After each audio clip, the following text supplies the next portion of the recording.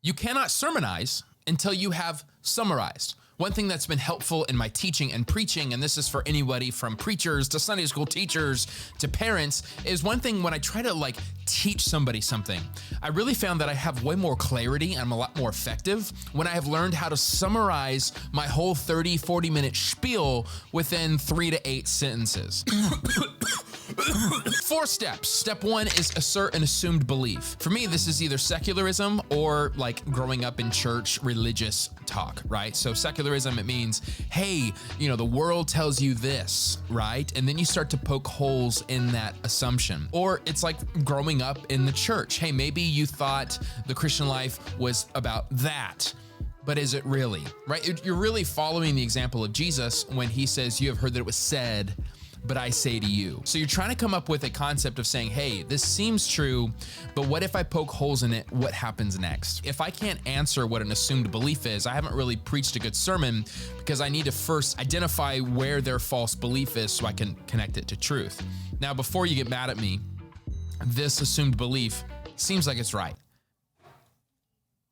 And it very much is. Here's what I wrote just now, summarizing my sermon I'm about to preach, 1 Peter 4, 12 through 19. By the grace of God, you will encounter a fork in the road where you have to make a decision. You can live by faith in Jesus, or you can die by the fire without him. Matthew 25 is a reference I will share.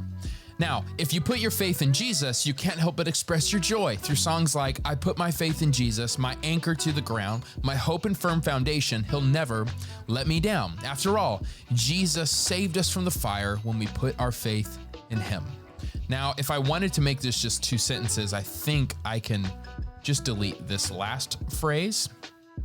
I really want to make this as short and brief as possible. So now we have just those 2 sentences.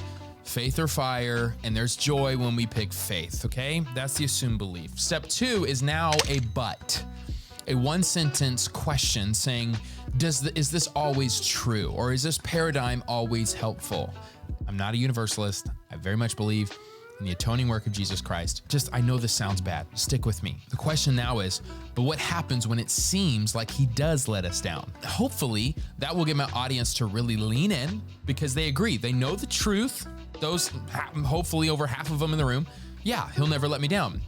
But then there is this cognitive dissonance because you and I have gone through seasons of life where it felt like he did let us down. There's been seasons of life where my obedience has actually led to more pain. This is all because of our own American version of faith and not understanding that faith often produces fire. That's the whole point of the sermon. So now step 3, summarize the answer. In 3 to 4 sentences, I say, okay, here's briefly where we're at, where we're going. We set ourselves up for major disappointment when we confuse our eternal condition with our present one. Because contrary to popular belief, stepping up your faith is stepping into fire. And that's a good thing. In 1 Peter 4, we are encouraged to look at our trials like a fiery furnace, burning off our impurities and idolatries to further glorify Christ. Does that make sense?